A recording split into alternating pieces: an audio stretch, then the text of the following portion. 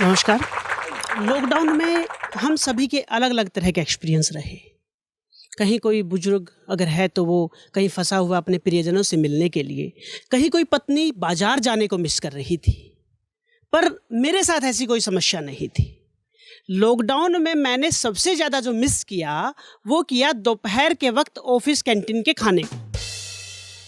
मैं आपको कारण सहित समझाता हूँ।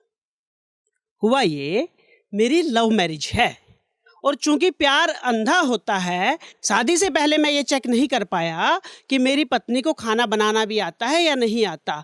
और यकीन मानिए, मेडिकल साइंस में जितने एक्सपेरिमेंट डॉक्टर लोग चूहों पर करते हैं, खाने को लेकर लगभग उतने ही एक्सपेरिमेंट मेरी वाइफ ने मुझ पर किए।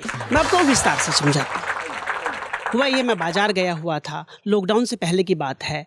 मेरे सामने पानीपुरी का ठेला था। मेरी पानीपुरी गोलगप्पे खाने की इच्छा हुई। मैंने पत्नी से कहा चलो पानीपुरी खाते हैं।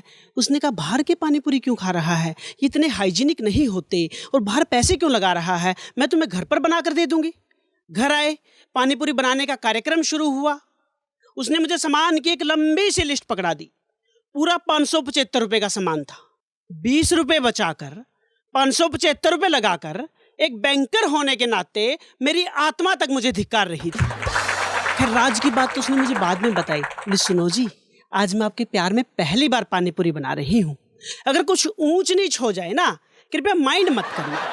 और यकीन मानिए, उससे कोई ऊंच नहीं हुई। उस दिन उसके हाथ की बनी हुई पानीपुरी खाकर मेरे मन में कैंटीन के खाने के प्रति इज्जत और बढ़ी। अंत में 4 पंक्तियों से अपनी बात समाप्त करता हूँ कि यूं ही मत काटिए जिंदगी, जरा जीने का शौक रखिए। यूं ही मत काटिए जिंदगी, जरा जीने का शौक रखिए। हर वक्त समझ, कहाँ की समझ, कुछ देर अपने आप को बेहोश रखिए। पद प्रतिष्ठा मान पैसा सब जरूरी है माना। पद प्रतिष्ठा मान पैसा सब जरूरी है माना, पर चाहते हो जिंदगी भर निरोग रहना, अपने पास हंसने का रोग रखिए। अपने पास हंसने का रोग रखिए। यूं ही मत काटिए जिंदगी। बहुत बहुत धन्यवाद।